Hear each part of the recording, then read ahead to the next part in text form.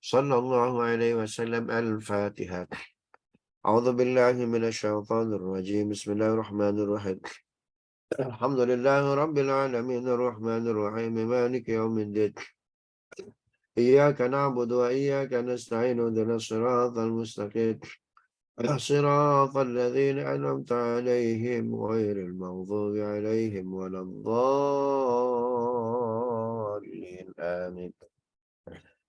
Bapak Ibu yang dimuliakan Allah, khususnya Ibu Hajah Lucy, Kepala Bapenda DKI Jakarta, Pak Haji Elva, Pak Wakil, dan Ibu Hajah Umi, Ibu Sekban, serta Bapak Ibu semua Sivitas Bapenda DKI Jakarta, dan terkhusus Pak Suradi yang nanti pensiun 1 April 2023 ya. Ada dalam sejarah bangsa kita itu pensiun. Orang pensiun sudah lanjut bahkan usianya, tapi dia punya kontribusi kemerdekaan luar biasa kepada bangsa kita.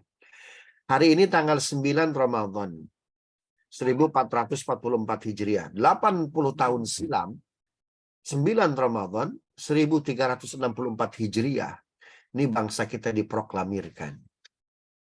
Ya. Jadi proklamasi bangsa kita dibacakan oleh Soekarno-Hatta, oleh Pak Karno, ya, itu persis di waktu duha ini. Ya, 80 tahun silam. Itu sebabnya pembukaan kita atas berkat rahmat Allah. Karena memang ini ada di 10 hari pertama. Kata sebagian riwayat, ya, ini saya baca dalam kitab Al-Ghunyah, Nabi ketika berpidato awal Ramadan mengatakan bahwa Ramadan 10 hari pertamanya rahmat, 10 hari keduanya maghfirah, ampunan, 10 hari ketiganya idkhun minan nar, pembebasan dari api neraka. Nah, proklamasi dibacakan 9 Ramadan.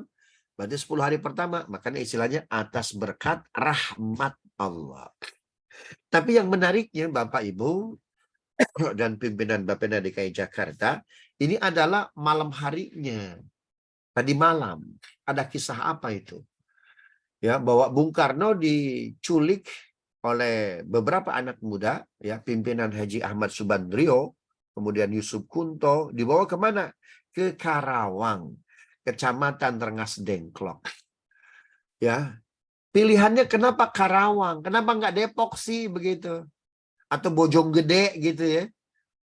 Atau sebagian kita ada tinggal di Tangsel. Kenapa Karawang pilihannya?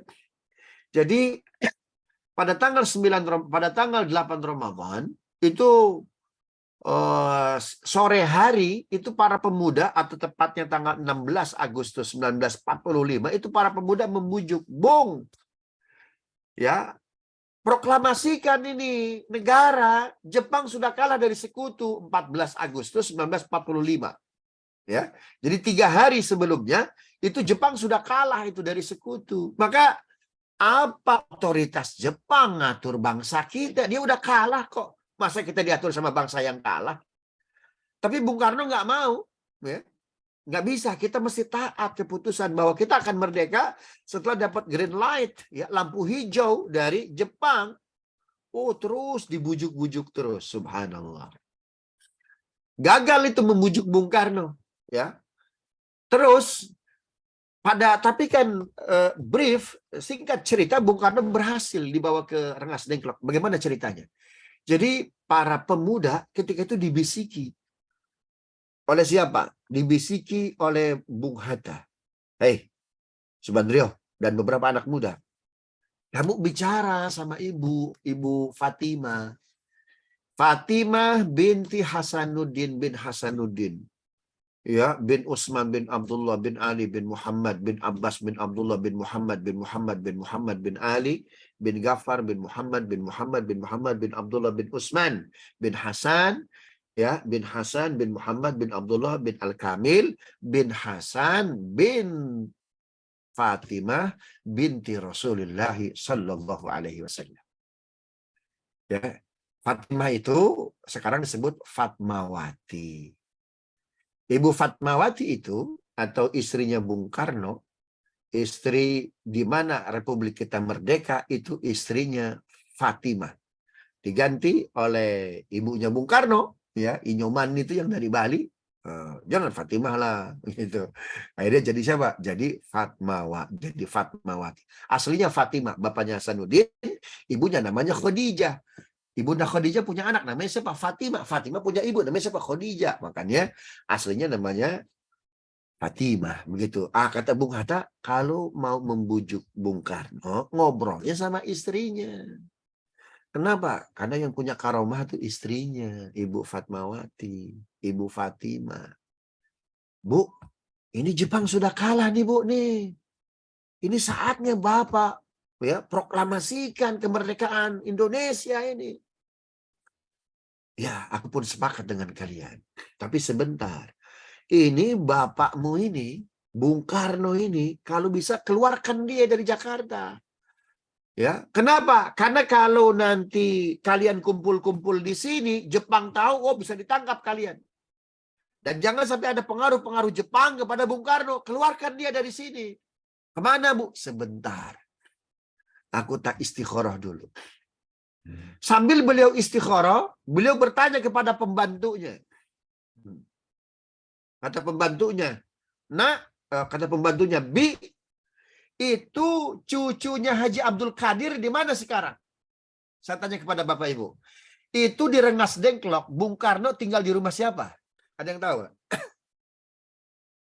Yang tahu saya kasih sepeda. Sepedanya dari Bu Haja Lucy. Di rumah siapa Bung Karno di Rengas Dengklok? Di rumah seorang Muslim Tionghoa. Namanya Jiao Kie Siang. Subhanallah. Setelah masuk Islam namanya menjadi Abdurrahman. Dia itu cucunya Haji Abdul Qadir. Siapakah Haji Abdul Qadir? Abdul Qadir itu murid utamanya Habib Luar Batang. Kalau Bapak ziarah ke makam Luar Batang, di situ ada makam dua tuh. Satu makam Habib Hussein bin Ali Idrus bin Abu Bakar, ya. Habib Hussein Ali Idrus bin Abu Bakar, itu Habib Luar Batang. Itu di sampingnya ada makam orang Chinese, Muslim, Tionghoa. Setelah masuk Islam namanya diganti Abdul Qadir. Punya cucu namanya Haji Abdurrahman. Ya, Haji Abdurrahman. Haji Abdurrahman ini nama Cinanya Jiao Qi Xiang. Ini yang pandai bahasa Mandarin, mohon maaf ya kalau saya salah pronunciation yang nggak pas ini. Jiao Qi Xiang tuh Pak tuh. Nah, Ibu Fatmawati, Ibu Fatimah nanya ke pembantunya. Cari itu cucunya Haji Abdul Qadir tinggal di mana sih tinggalnya? Cari. Ternyata tinggalnya di mana? Tinggalnya di Karawang, sekarang di Rengas Dengklok. Subhanallah. Itu sebabnya coba lihat. Kalau Bapak Ibu ziarah ke Karet Bifak, di situ bukan hanya ada makam Ibu Fatmawati, ya, dan Pak Hasanuddin, ibu dan bapaknya Ibu Mega. Tapi ada makam pembantunya. Dialah yang disuruh oleh Ibu Fatmawati mencari di mana cucunya Haji Abdul Qadir. Subhanallah. Nah, bapakmu itu harus ketemu cucunya Haji Abdul Qadir. Karena kan bendera merah putih yang inisiasinya siapa? Habib Luar Batang. Bapak Ibu cek di YouTube Abdul Muta'ali bendera merah putih. Di YouTube tuh cari itu. Ya, nggak akan saya jelaskan lagi karena cukup panjang ceritanya. Subhanallah. Atau Bapak Ibu baca buku Merawat Nilai-Nilai Keindonesiaan. Itu tuh, ya. Borong kalau bisa sekalian. Gitu tuh ya. Cuma saya nggak pegang bukunya, ada di Tokopedia, Bukalapak kalau nggak salah tuh. Subhanallah. Jadi pilihan Rengas Dengklok karena di sana tinggal seorang Haji Tionghoa namanya Jiao Qi Xiang tuh Pak tuh. Itu pembantunya, subhanallah, ketemu. Bu, itu cucunya Haji Abdul Qadir itu tinggalnya di Sambo, subhanallah. Jadi menariknya di Bapak Ibu, rumah Rengas Dengklok yang sekarang usianya sudah 100 tahun lebih, subhanallah. Itu rumah Rengas Dengklok ya. Itu 20 hari itu dibeli oleh Josio Kiong atau Haji Abdurrahman. Dulunya tinggal di Sambo, bukan Sambo Duren mana nih? Sambo Karawang ya, bukan Sambo Duren 3, bukan. Ya, karena di Karawang ada Desa Sambo ya, Kecamatan Tirtaja. Nah, awalnya dia tinggal di situ, entah bagaimana 20 hari Sebelum Bung Karno datang ke Rengas Dengklok, dia beli itu rumah dari seorang anak yatim. Subhanallah. Anak yatim yang amat sangat membutuhkan untuk biaya dia sekolah, dia pesantren, dibelilah.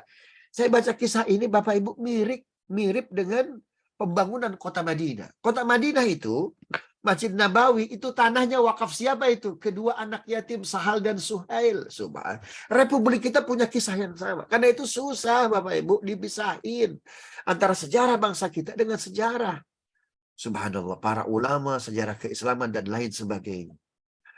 Nah, ketemu tuh datang pembantunya. Bu, ternyata makamnya, ternyata tempat tinggalnya cucunya Haji Abdul Qadir, ya Josio Kyong, itu tinggalnya di Rengas Dengklok. Oh begitu ya. Maka tengah malam dipanggil tuh. Ya, Haji Ahmad Subandrio, Yusuf Kunto, kalian bawa itu bapak ke Rengas Dengklok. Tapi setelah tahajud. Coba. Makanya Bung Karno tiba di Rengas Dengklok jam berapa? Ada yang tahu nggak? Itu jam 3 setelah sholat tahajud itu. Subhanallah. Dibawa tuh Bung Karno, Bung Hatta ke rumah Rengas Dengklok. Sekarang ada. Itu apa, lantainya masih tanah, kemudian kayu-kayunya masih utuh, rumah itu utuh. Subhanallah. Pertanyaannya Bapak Ibu, berapa lama Bung Karno di sana? Enggak lama, hanya 3 jam. Sampai jam 3, jam 4, jam 5, jam 6. Jadi sholat subuh berjamaah dengan Josio Kyong, ya, dengan para pemuda, dengan Bung Hatta, sholat syuruk 2 rakaat, sholat duha 8 rakaat. Subhanallah. Itu bikin teks proklamasi di situ itu. Ya, itu bikin salah lagi, salah lagi. Coba lihat Bapak Ibu. Teks proklamasi ada yang dicoret nggak itu? Hah? Ada yang dicoret nggak kalimatnya? Itu Bung Karno ketika itu sedang mumet berpikir. Subhanallah. Apa kata Haji Abdurrahman alias Josio Kyong? Bung, sholat dulu 2 rakaat, Bung. Subhanallah. Lalu baca doa. Allahumma ftah lana futuhal arifin. Allahumma ftah lana futuhal arifin. Allahumma ftah lana futuhal. Oh, setelah itu lancar. Ya. Subhanallah. Sampai sholat subuh, ya. Kemudian sholat syuruk, sholat 2 rakaat. Baru dibawa dari Karawang kemana? Sampai jam berapa itu? Jam 9.30. Di mana? Di Jalan Pegangsaan Timur nomor 56. Allahu Akbar. Jadi Karawang, Rengas Dengklok, walaupun 3 jam, itu punya sejarah panjang. Orang jarang mengupas kan, siapa rumah Rengas Dengklok itu, rumah siapa? Dan siapa dia? Subhanallah. Ya, ternyata seorang mu'allaf yang rumahnya dihibahkan, memang dia beli dari seorang anak yatim. Jadi Republik ini merdeka, itu rumahnya rumah wakaf Bapak Ibu. Bikin teks proklamasi dari harta wakaf anak yatim. Makanya coba lihat, ya, itu salah satu pasal dalam Undang-Undang Dasar kita. Anak-anak yatim yang terlantar diurus oleh siapa? Oleh negara. Subhanallah. Itu titipan siapa? Josio Kyong. Beliau meninggal 1962. Rumahnya setelah itu tidak dijual, tidak diwakafkan. Ini rumah sejarah. Subhanallah. Nggak hancur tuh rumah itu. Ya, kebersihan hati, kebersihan niat dan spiritual ternyata menjadikan bumi, kayu dan lain sebagainya ternyata kokoh. Jadi selamat hari ini, bukan hanya hari Jumat hari ini. Hari ini bukan hanya bulan Ramadan, tapi hari ini adalah tepat 80 tahun silam 1364 Hijriah bangsa kita dimerdekakan. Penuh historis. Karena itu mudah-mudahan Allah proklamasikan bangsa kita untuk yang kedua kalinya, ketiga kalinya, keempat kalinya. Allah proklamasikan rizki kita.